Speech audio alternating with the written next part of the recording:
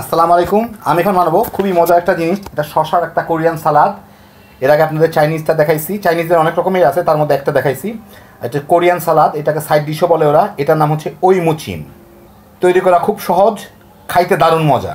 তো যারা এতদিন পোলাও কোরমা বিভিন্ন জিনিস খেয়ে খেয়ে মুখটা একটু অরুচি ধরে গেছে, এটা একবার ট্রাই করতে পারেন। এটা কিন্তু কাবাবের সাথে খুব ভালো যায়। তো আসেন দেখি শুরু করা যাক। আমি তাওয়া গরম করে কয়টা শুকনা মরিচ একটু হালকা ভেজে নিব। এটাকে কালো করবো না কিংবা করবো না, জাস্ট একটু শুকনা শুকনা যাতে হয়, যেটা আমার এটাকে গুঁড়া করতে সুবিধা হবে। গুঁড়া মানে ভাঙ্গা করতে সুবিধা হবে, কিন্তু আমরা যেরকম ভর্তা টর্তা দিই তেমন ভাবে পোড়াবো না এই জিনিসটাকে। জাস্ট একটু গরম করে নিলেই হয়ে যাবে।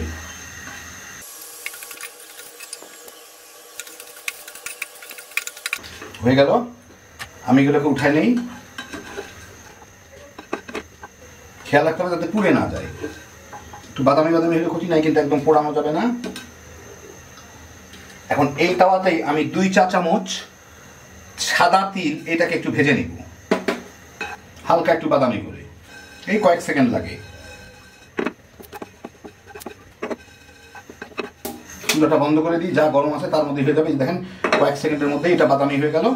বাস, এগুলোকে আমি এখন উঠে নিব।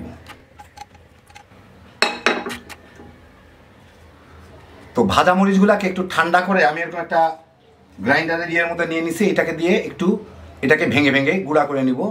আমরা যেটা মশলা টশলা গুঁড়া করি তার মধ্যে দিয়ে 2-1 বার ঘুরাই দিলেই হয়ে যাবে। তা নাহলে যে কোনোভাবে ভেঙে নেওয়া যায় আর কি। এটাকে আমি শশা নিয়ে, ওরা ইংলিশ কিউকাম্বার ব্যবহার করে একটা, ওটার বদলে আমি দেশি শশা দিয়ে করতেছি। 2 মাথা কেটে ফেলে আমি এই শশাটাকে মাঝখান দিয়ে এভাবে 2 টুকরা করব। এখন এটাকে আমি কাটবো, একটু স্টাইল করে কাটতে হবে আর কি। এইভাবে একটু 3 কোণ আছে, 3 কোণ আছে, মানে কোনাকুনি করে। এই দেখেন,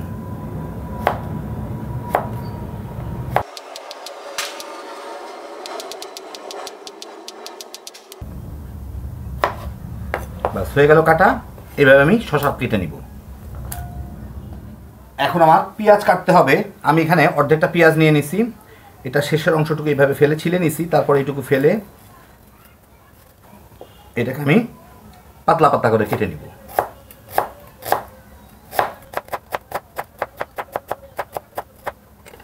শসা যেটা নিছি সেটার উপরে এটাকে একটু খুলে ছড়ায় দিব।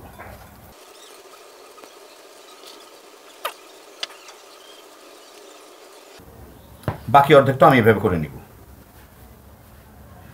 এখন আমি এখানে 2 কোয়া রসুন নিয়ে নিছি। এগুলাকে একটু চাপ দিয়ে থেতো করে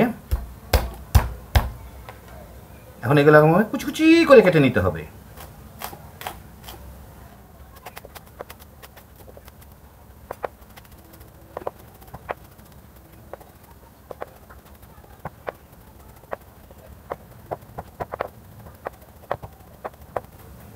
দেখেন একদম ফাইন গুঁড়া গুঁড়া হয়ে গেল, কুচি কুচি হয়ে গেছে। এখন আমার এটাকে এটার উপর দিয়ে দিতে হবে।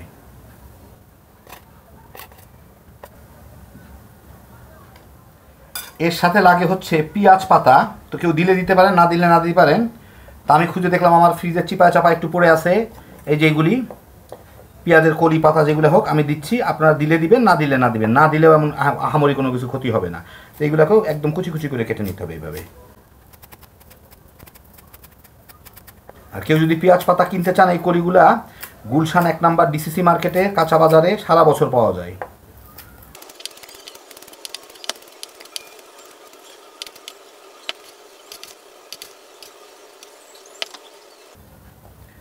তো এই হলো আমার কাঁচা জিনিস কাটা। বোর্ডটা সরাই ফেলি। এখন মিশানোর পালা। তোমার কাঁচা জিনিস কাটা হয়ে গেল। এখন এর সাথে আমি দিব 2 চা চামচ তিল যেটা ভেজে রাখছি, 2 চা চামচ মরিচের গুঁড়া। এগুলো গুঁড়া করার পর এরকম অবস্থা হয়েছে। এটা স্বাদ মতো, আপনার যার যার স্বাদ মতো দিয়ে নেবেন। 2 চা চামচ দিতে হবে এমন কোনো কথা না, যার যার পছন্দ মতো, যে যেরকম ঝাল খাইতে চায়। স্বাদ মতো চিনি, অথবা যারা চিনি খান না অল্টারনেট যে সুইটনারগুলো আছে আপনারা ব্যবহার করেন সেটা দিয়ে দিবেন। এটা একটু নোনতা মিষ্টি টাইপের হয়। আর এর নোনতা ভাবটা আসবে হচ্ছে সয়া সস থেকে, 2 টেবিল চামচ সয়া সস, অথবা এটা মিশানোর মতো যথেষ্ট পরিমাণ সয়া সস। সয়া সসটা একটু ভালো ব্র্যান্ডের কেনার চেষ্টা করিয়েন, কারণ বাংলাদেশের 90% সয়া সস ভেজাল। বিশেষ করে বাংলাদেশি ব্র্যান্ড যতগুলো আছে একটাও সয়া সস না, ওটা চিনি পোড়ায় তৈরি করা হয়। আমি এই ব্র্যান্ডটা ব্যবহার করি, বড়টা। আর একটু সিসেম অয়েল, আপনারা যে কোনো তেল দিতে পারেন। অনেকে জিজ্ঞেস করবেন সরিষার তেল দেওয়া যায় কিনা। হ্যাঁ, সরিষার তেলও দিতে পারেন, যার যার রুচি মতো। ওরা সাধারণত তিলের তেলটা ব্যবহার করে, তো আমি একটু তিলের তেল দিলাম, ওদের মতোই অরিজিনালিটি রাখলাম। এখন এটাকে মিশিয়ে নিতে হবে।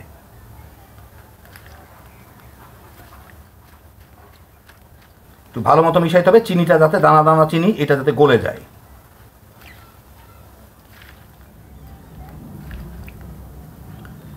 তো হয়ে গেল আমার ওই মুচিম। একটু টেস্ট করে দেখতে পারেন লবণ চিনির ব্যালেন্সটা ঠিক আছে নাকি না। দারুণ মজার, খুবই মজার। এখন আপনাদের আমি একটু পরিবেশন করে দেখাচ্ছি। তো হয়ে গেল আমার কোরিয়ান সালাদ ওই মুচিম। এখন আমি আপনাদের একটু পরিবেশন করে দেখাই। আমার অগাধ সৌন্দর্য জ্ঞান দেখানোর জন্য আমি একটু পুদিনা পাতা দিয়ে নিছি, আমার বারান্দার সুন্দরী পুদিনা পাতা গাছের।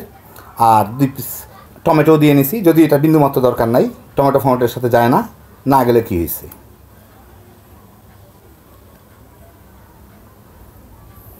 জিনিসটা অনেক ঝাল, তো আপনারা মরিচটা যার যার পছন্দ মতো দিয়েন। এই পরিমাণ দিবেন না, একটু খেয়ে দেখে নিয়েন, নির্ভর করে আপনাদের মরিচটা কতটুকু ঝাল তার উপরে। এটার একটা নোনতা মিষ্টি খুবই মজার একটা স্বাদ আছে, একবার বানায় খেলেই বুঝতে পারবেন। এইটা কোনো কিছুর সাথেও খাইতে পারবেন, কিংবা এমনি এমনি খেয়ে ফেলা যায়। তো যারা বিভিন্ন ধরনের সালাদ পছন্দ করেন একবার বানায় দেখতে পারেন।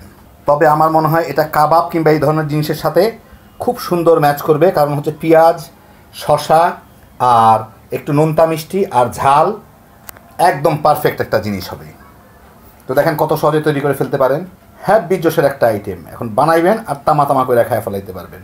আল্লাহ আপনাদের সবাইকে ভালো রাখুন, সুস্থ রাখুন, নিরাপদে রাখুন। ইনশাল্লাহ বেঁচে থাকলে আবার দেখা হবে। আল্লাহ হাফিজ।